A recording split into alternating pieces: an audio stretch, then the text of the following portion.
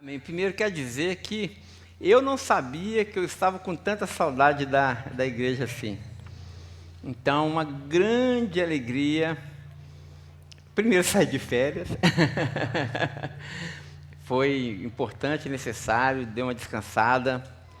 E eu estava até comentando que nesses 8 anos que a gente está aqui na Betel, acho que foi a primeira vez que eu consegui ficar 20 dias assim, né?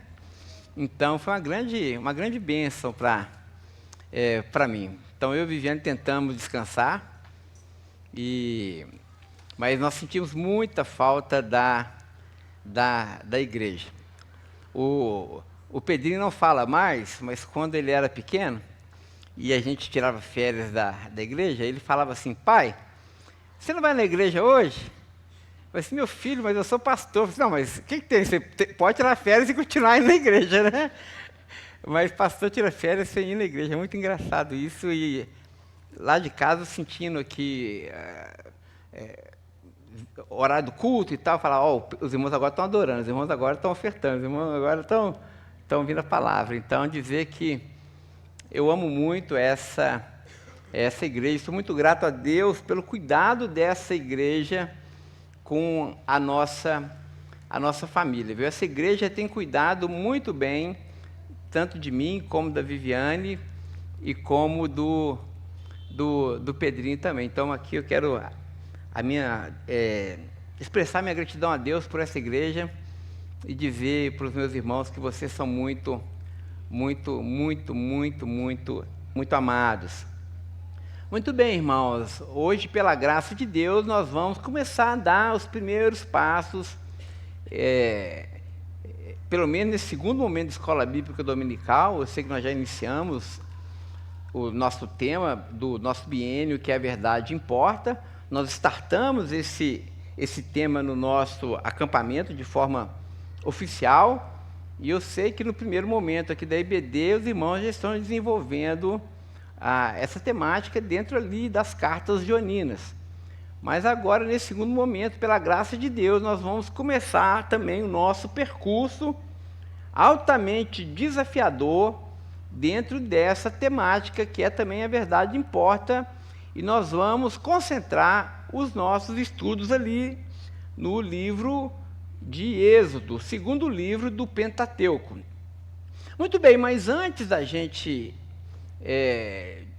entrar no nosso estudo, eu gostaria apenas de fazer uma breve retrospectiva, uma anamnese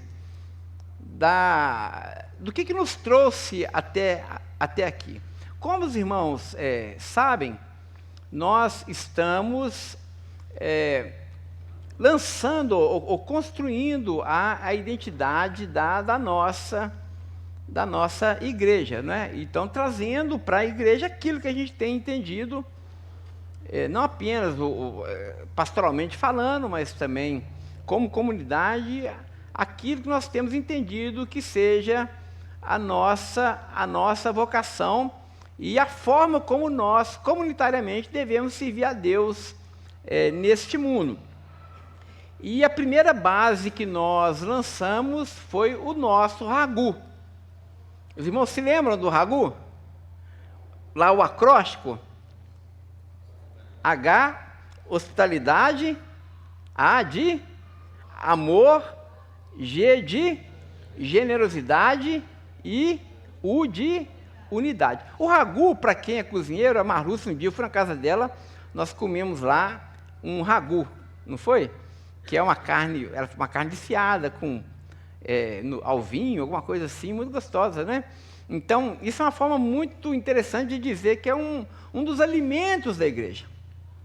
Então, hospitalidade, amor, generosidade, unidade, é aquilo que alimenta a igreja. Então, nós investimos 2 anos falando sobre o Ragu, e nós nos debruçamos pelo menos 6 meses no texto-tema desse nosso acróstico, que é Romanos capítulo 12.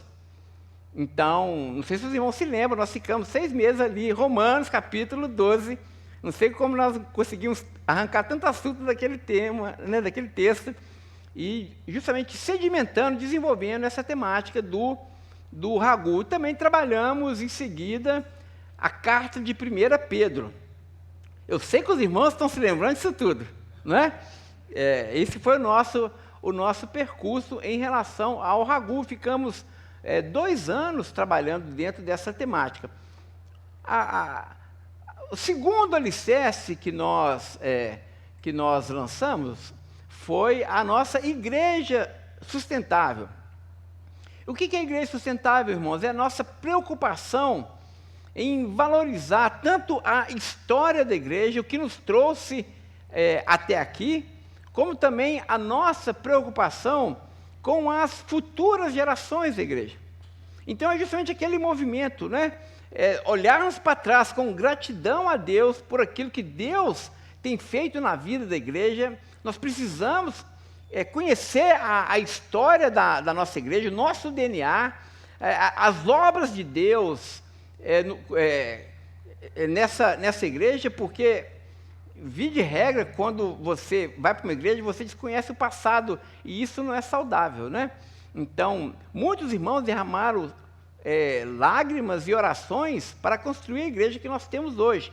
Então, nós valorizamos esses irmãos, e de forma intencional, inclusive, né? Quando, por exemplo, a gente coloca um elevador aqui na igreja, a gente vai fazer a reforma da fachada da igreja, valorizando os nossos irmãos, né? Os nossos irmãos mais idosos, aqueles que estão mais tempo na igreja, aqueles que vieram antes de nós. Então, nós vamos valorizar os irmãos que nos trouxeram até aqui. Mas também nós temos um olhar muito carinhoso e muito preocupado com as futuras gerações também. Porque, meus irmãos, como os irmãos já sabem, nós já falamos isso, mas eu vou chover no molhado, nós vamos passar essa liderança vai passar. Os líderes que estão hoje na igreja, amanhã não estarão, e nós precisamos desenvolver a nossa comunidade, sobretudo os nossos jovens, nossos adolescentes, as nossas crianças, para que eles ocupem os espaços que nós estamos ocupando hoje, para que a perspectiva e a visão e o senso de missão que Deus tem colocado no coração dessa liderança possa também repassar para as futuras gerações, para que eles continuem a grande obra que Deus tem realizado nos nossos dias. É como se fosse uma corrida de bastão, e a gente pega o bastão das gerações passadas, né? E damos graças a Deus por esses irmãos, e aí nós corremos também a corrida e a carreira que nos está proposta, com fidelidade, com perseverança, para que a gente possa entregar para futuras gerações uma igreja ainda mais sólida, uma igreja ainda mais bíblica, uma igreja ainda mais amorosa. Não é que esse Ragu, que a gente, às vezes, é intangível, que a gente às vezes não percebe, porque como você mede hospitalidade, amor, generosidade, parece coisas intangíveis, para que esse Ragu saia apenas de conceito e passe a ser a vida da igreja. Então, quando nós investimos nos nossos idosos, quando nós investimos nas nossas crianças, quando nós investimos na formação dos irmãos, quando nós, domingo após domingo, aqui na Escola Bíblica Dominical, nós nos esforçamos para trazer para os irmãos o alimento, tudo isso faz parte dessa construção. Essa igreja de Jesus Cristo, da qual Ele nos faz participar dessa grande obra, ela está sendo edificada, está sendo construída hoje. Irmãos, e um parêntese, não é? Para que a gente também entenda que nós estamos dentro de um projeto que é exclusivamente, essencialmente, totalmente espiritual, para que a gente não negligencie a natureza dessa batalha. Não foi isso que nós aprendemos em Efésios? Efésios é a carta que nós escolhemos para trabalhar a igreja sustentável, não é isso? Nós ficamos 2 anos estudando Efésios. E Paulo, ali em Efésios, ele vai costurar muito bem essa ideia da eternidade, Deus nos elegendo na eternidade, mas depois dele falar que Deus nos elegeu na eternidade, Paulo nos chama para colocarmos os pés nesse mundo e a vivermos esse evangelho que Deus nos chamou desde a eternidade. Antes de nós existirmos, Deus já nos viu e já nos chamou, mas Paulo vai dizer, agora vivam no momento de hoje, no dia que se chama hoje, a vida que Deus escolheu para vocês. Vocês são chamados, escolhidos, separados. Agora vivam essa vida. Aí Paulo vai encerrar Efésios dizendo da natureza da nossa batalha. Aí ele vai dizer, olha, vocês estão numa luta que não é contra a carne, não é contra o sangue, mas é contra os principados e potestades, contra os dominadores desse mundo tenebroso, contra as forças espirituais do mal, né, nas regiões celestiais. Então, revestivos de toda a armadura de Deus, para que vocês possam permanecer firmes, e depois de terem vencido tudo, vocês permaneçam inabaláveis. Nesse exato momento, nós estamos nessa guerra espiritual. A gente não está aqui trabalhando apenas conceitos, irmãos. Nós estamos trabalhando muito mais do que isso. Nós estamos lutando pela fé que uma vez por todas foi entregue a nós. E o nosso inimigo não dorme. Então, a hospitalidade não é algo natural, mas é algo espiritual. A hospitalidade, ela não é uma pausa na nossa vida cristã, ela é a nossa vida cristã em sua essência. O amor não é uma opção na vida do cristão, mas ela é a base da nossa comunidade. A generosidade também não é algo que tem a ver apenas com dinheiro, mas tem a ver com a nossa entrega irrestrita de vida no altar do Senhor, para a glória dele e para o serviço do nosso irmão. A unidade, meus irmãos, é inegociável.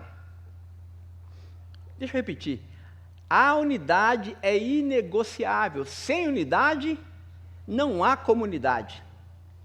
Se nós não estivermos andando, atenção, se nós não estivermos como igreja, como liderança, andando em unidade, nós já perdemos a nossa comunidade. Por isso a gente tem que ficar atento às ciladas de Satanás, porque ele é sutil e ele vai atacar justamente na jugular da igreja. Porque Satanás sabe que se ele conseguir colocar uma cunha entre nós, uma fenda entre nós e nos distanciar dos nossos irmãos, não importa se a gente está ocupando o mesmo espaço físico aqui na igreja, não importa. A gente pode estar sentadinho do lado do outro. A gente pode estar cantando na mesma banda, no mesmo conjunto. A gente pode estar servindo da mesma forma. A gente pode estar participando das mesmas reuniões. Mas se no nosso coração nós nos divorciamos do nosso irmão, se no nosso coração nós alimentamos alguma amargura, algum senso de competição, seja o que for, seja o ovo de serpente que for, que Satanás consiga engendrar na nossa mente e no nosso coração, nós perdemos a batalha, gente. Nós vamos ter uma igreja bonitinha, ensaiadinha, decoradinha, religiosa, e a gente vem e lota o templo e adora e canta e tal, mas aquele culto verticalizado, mas que não fala absolutamente nada para o nosso Senhor. Por quê? Porque generosidade, amor, hospitalidade, amor, generosidade, unidade são inegociáveis. É por isso que na igreja sustentável, a gente coloca o pé no chão e fala assim, olha, eu vou pagar, sendo que neopentecostal, eu vou pagar o preço para que essa comunidade esteja de pé. E o que Deus nos chama, irmãos? Deus nos chama justamente a isso, a amarmos a Betel, a nossa igreja local. Se Deus te plantou aqui, eu creio que Deus tem plantado tantos irmãos aqui na igreja. Se é aqui que Deus nos chamou a servir, Deus nos chamou a darmos o nosso melhor, a nossa vida, para que essa igreja seja a expressão mais nítida e mais clara da glória de Deus. Que nós possamos servir a Deus num mais alto grau de excelência para a glória dEle, porque é isso que importa. Esse é o nosso esforço, essa é a razão de nós existirmos como igreja e como comunidade, a glória do nosso Senhor. A glória do nosso Senhor. E agora nós estamos lançando também esse terceiro ingrediente, elemento, na nossa razão de ser igreja, que é o nosso tema, a verdade importa. Então, para tentar ilustrar isso de uma forma que todo mundo consiga entender, imagina que você foi convidado por uma casa para comer alguma coisa lá, tá certo? Imagina que você vai lá para um jantar na casa de um irmão. Inclusive, eu e Vivência estamos abertos aí a convites de jantares e tudo, né? Aí, mas vamos supor que você convide um irmão para ir para sua casa, né? Aí o irmão chega na sua casa, aí ele sente aquele clima gostoso, sabe? Aquele clima agradável, e ali ele percebe que as coisas estão assim, de alguma forma, no ar, não é? Aquela atmosfera, porque quando a gente vai na casa de alguém, a gente sabe quando é bem-vindo e quando é mal-vindo, não é? Aí você vai e senta na mesa e conversa, tem aquela conversa gostosa, aí você vai no banheiro, aquele banheiro limpinho, cheiroso e tudo mais, e você vai comer, aquela comida cai bem, você nem passa mal, né? Você come demais e às vezes nem passa mal, e você vai embora para casa com aquele sentimento de que ali você foi amado e tudo mais. Isso é o ragu, né? Esse é o ragu que a gente experimenta, essa hospitalidade, esse amor, quando a gente vem na igreja, quando a gente está em companhia dos irmãos, essa coisa gostosa desse ragu, não é? Mas para que esse ragu seja real, para que ele assuma sua concretude, o que precisa ter? O que as pessoas às vezes não sabem? Que o dono da casa, antes de receber você, fez aquela mega faxina na casa, colocou as coisas no lugar, aí ele limpou tudo bonitinho, aí você, quando vai no banheiro, você não sabe, mas ele passou lá no banheiro, aquela essência coco bambu da M. Martin. Agora que eu vou esnobar, né? Não que tenha lá em casa, mas eu já vi essa essência é boa, né? Então passou, né, coco bambu da M. Martin no banheiro, por isso você sentiu aquele cheiro gostoso. Aí você senta na mesa, aí você, antes você tinha comida, fala, não, mas estou comendo uma coisa legal aqui, mas você não sabe, os garfos ali são de prata, né? Bem bonitos assim, e aquela porcelana chinesa, imagina, isso é a casa do Elvis, aquela coisa, né? Tudo arrumada, e aí vem aquela comida que você não sabe de onde que veio, mas o camarada mandou matar o novilho cevado. Ele trouxe aquela carne gostosa, capa preta? É capa preta? Cara preta, né? E fez aquela carne gostosa ali, e gastou o suco de uva da melhor qualidade, casa de Bento, não sei mais o que, né? Casa Madeira, sei lá de onde. Aí tem aquelas coisas gostosas, você comeu e tal. Ele investiu naquilo. Ou seja, se teve aquela intenção de você experimentar a hospitalidade, amor, generosidade, unidade, aquilo tem um preço. Aquilo custa caro. Aquilo requer o nosso investimento. Aquilo requer o nosso suor, o nosso capital, inclusive botar a mão no bolso.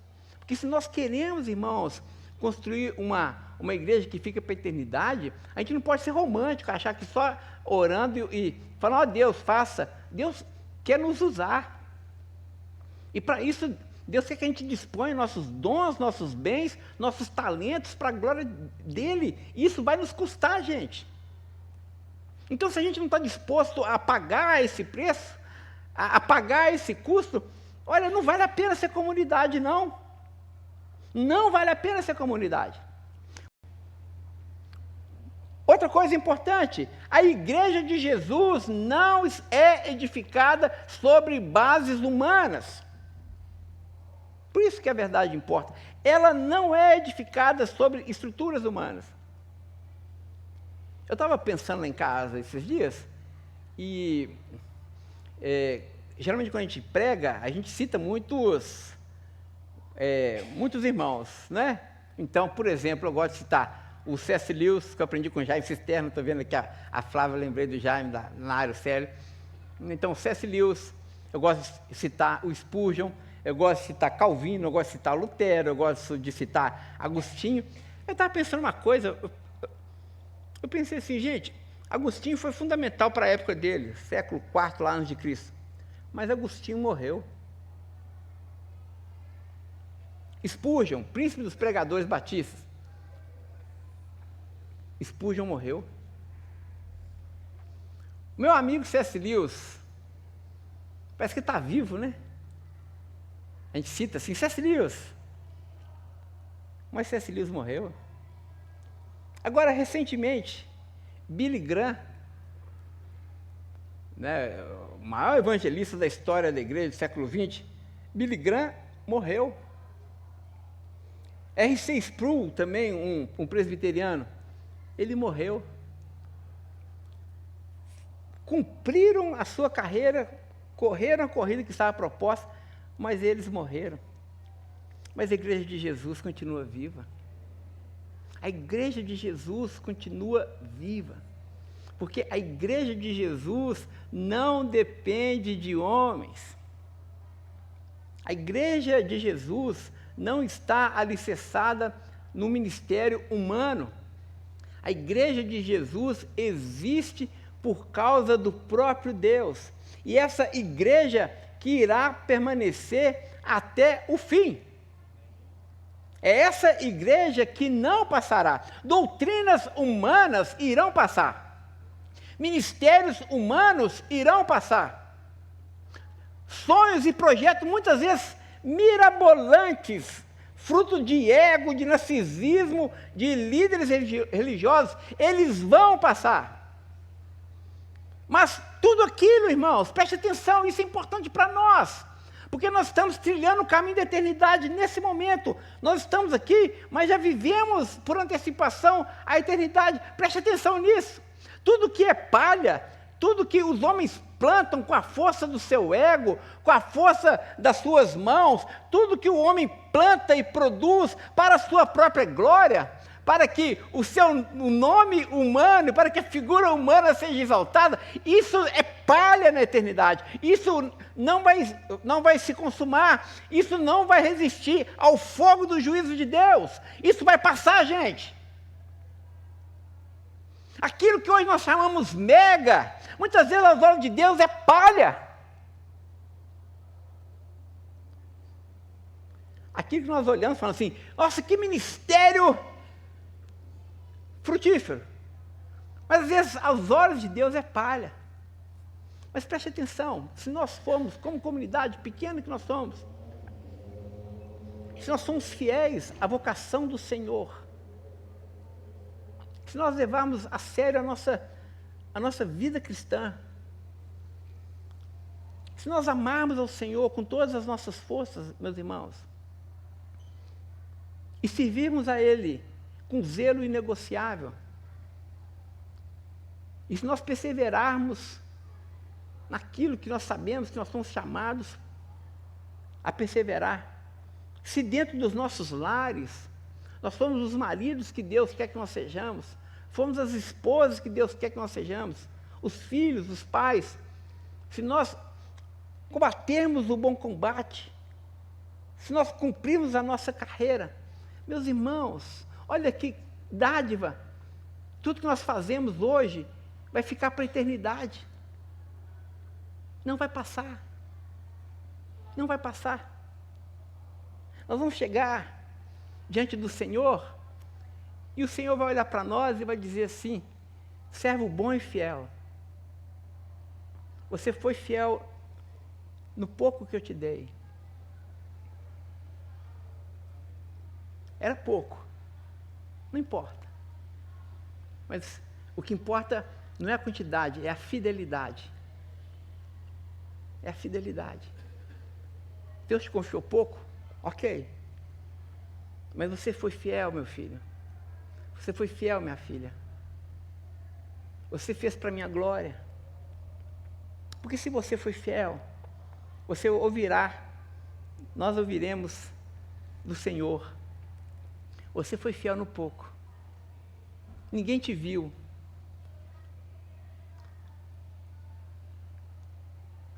Você não teve fama. Você não foi poderoso. Mas você foi fiel. Eu te coloquei sobre o pouco, mas agora eu vou te colocar sobre muito. Eu não sei o que é esse muito lá da eternidade, mas certamente não é esse muito que a gente imagina com os nossos olhos humanos. É um muito diferente. Talvez Deus vai nos trazer ainda um grau triplicado de humildade. É muito. Você vai ser muito, você foi humilde, você vai ser muito mais humilde. Você serviu, agora você vai servir muito mais. Esse eu acho que é o muito do Senhor. Quem sempre acha, né? Eu fui fiel, dando 10 reais de dízimo, agora Deus vai me colocar no muito, eu vou ter uma mansão, né? Aquela ideia capitalista, né? Então aquela ideia, eu fui pouco conhecido, agora Deus vai me fazer famoso. Não é isso, gente. O reino de Deus é de ponta cabeça. Se nós amamos a coroa desse mundo, nós não vamos herdar a coroa do mundo que há de vir. Mas se nós amamos ao nosso Senhor, entendemos que o nosso Senhor é manso e humilde de coração, e nós trilhamos esse caminho, né? Esse caminho que nos leva para baixo. Porque se nós queremos encontrar Cristo, irmãos, que é a verdade dessa palavra, nós vamos ver nesse percurso em Êxodo, que quando Deus libertou o povo, Ele não levou o povo para cima, o povo para encontrar com o seu Deus, ele teve que descer, ele teve que se humilhar, porque o caminho de encontrarmos com Cristo é descendo, assim como Cristo se humilhou, assim como Cristo se esvaziou. Se nós queremos nos encontrar com essa verdade, que é o alicerce da igreja, nós não podemos desejar ser exaltados, nós não devemos desejar ser exaltados, mas nós devemos desejar ser humilhados. Encher o nosso coração com essa humildade própria que vem do Evangelho. Porque é somente um coração humilde que consegue servir com liberdade. Quando nós temos um coração humilde, nós enxergamos o nosso irmão como superior a nós mesmos, como Paulo vai dizer. E aí nós servimos com liberalidade. Porque quando nós temos orgulho no nosso coração, nós não temos a disposição para servir o nosso irmão, porque nós sempre vamos achar que o nosso irmão está nos devendo. É ele que tem que nos servir. É ele que tem que se adequar ao meu ritmo. É ele que tem que me agradar. E às vezes a gente entra na comunidade, na vida cristã, com esse espírito, irmãos. Com esse espírito que, se nós estamos entrando numa comunidade, esse pensamento clientelista, aquela comunidade, ela precisa nos servir, ela precisa nos agradar, ela precisa de alguma forma massagear o nosso ego e nos dar aquilo que nós estamos procurando e buscando. Então consumimos um bom sermão, consumimos uma boa música, e essa mentalidade não é a mentalidade do reino de Deus. Porque nós estamos olhando as nossas relações de cima para baixo. Mas o que nós precisamos entender, nós que somos servos da verdade, nós que somos filhos da verdade, nós precisamos, assim como Jesus, descer, como Paulo vai dizer, ele se humilhou, né? Ele se esvaziou e se tornou obediente até a morte de cruz. É nesse esvaziamento de nós mesmos que nós estamos prontos a servir a comunidade. Nós estamos prontos a viver o ragu, nós estamos prontos e daremos a nossa vida para que a igreja se sustente. Daremos o nosso suor para que as futuras gerações possam ser ainda mais fiéis e possam amar ainda mais o Senhor. E, sobretudo, nós estaremos zelosos por essa palavra, irmãos. Esse púlpito, o púlpito dessa igreja, domingo após domingo, precisa zelar, e mais uma vez, de forma inegociável, pela pregação fiel da palavra de Deus, porque nós vivemos dias muito maus.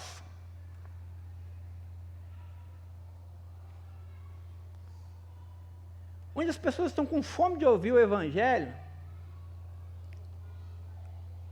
mas só que elas chegam na igreja, elas são submetidas a um entretenimento.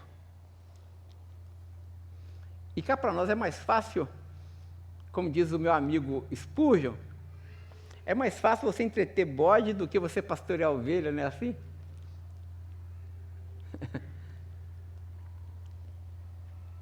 Nós precisamos, irmãos,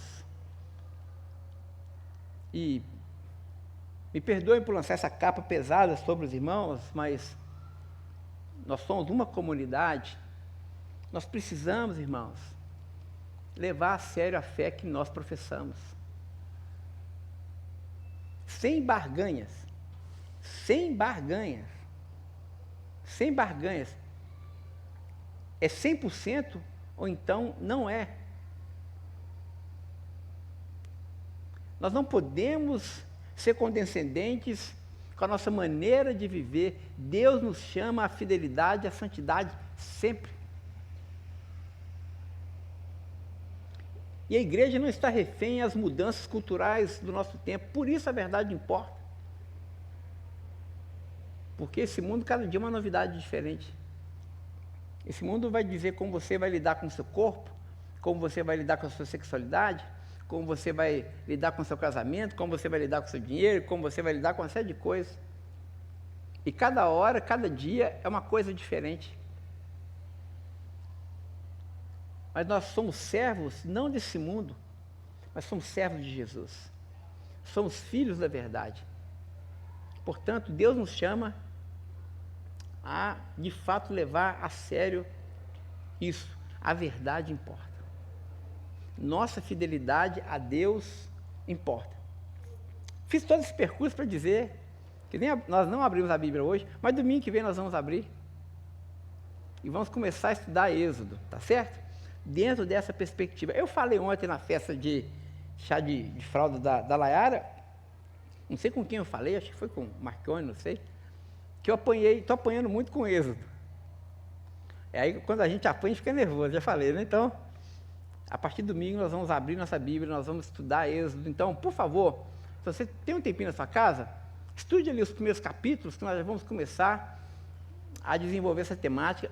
Os irmãos vão se apaixonar por esse livro. Nós vamos nos encontrar muito nesse livro.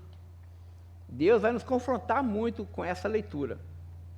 Aproveitando, e última coisa, e a gente ora encerrando, também no domingo à noite, dentro dessa temática também, da verdade importa, nós vamos iniciar uma série de mensagens que é estudo a partir da epístola de Judas. Judas.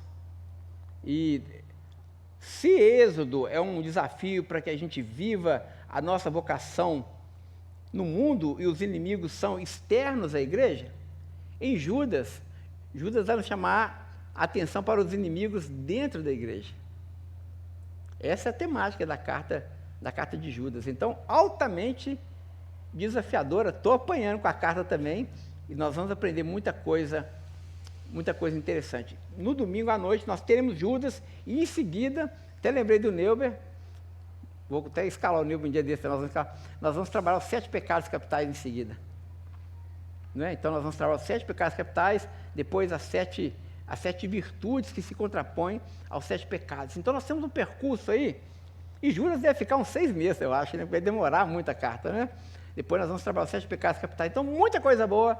Você que não vem de manhã, que vem apenas de manhã, vem à noite também, para participar conosco, tá certo?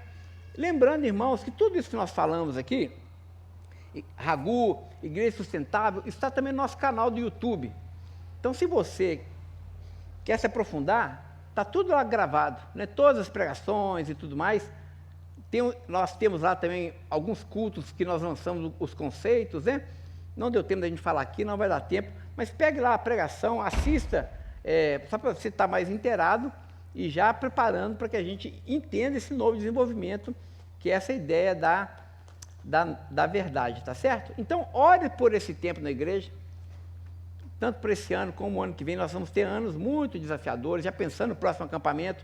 Então, ore por esse tempo da igreja, vai ser um tempo muito frutífero, mas também de muita luta espiritual. Então, esteja conosco em oração, esteja conosco participando aqui dos nossos cultos, para que a gente possa amadurecer. Deus nos chama ao amadurecimento. Vamos amadurecer a nossa fé para servirmos de forma ainda mais fiel e mais excelente possível ao reino que nós já herdamos. Feche os olhos e vamos orar.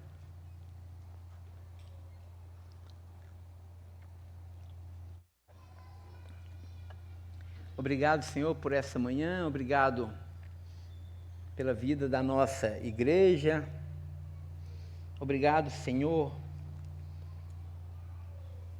pela visão que o Senhor tem colocado nos nossos corações. Cada irmão faz parte desse momento tão singular, tão especial na vida da Betel. Senhor, nos dê graça, nos dê sabedoria durante esse percurso. Que a Tua boa mão continue conosco, nos guiando, Senhor, nos orientando, nos revelando a Tua vontade e a beleza da Tua palavra. Nós oramos como o salmista, Senhor, desvendo os nossos olhos para que nós possamos contemplar as maravilhas da Tua lei. Desvendo os nossos olhos, Senhor, para que possamos contemplar a Tua verdade. Ajuda-nos a caminhar assim, Senhor. Amadurece-nos como igreja. Essa é a oração que fazemos e oramos no nome de Jesus. Amém. Amém, amém. Amém, irmãos. Até logo mais à noite, com a graça de Deus. Até lá.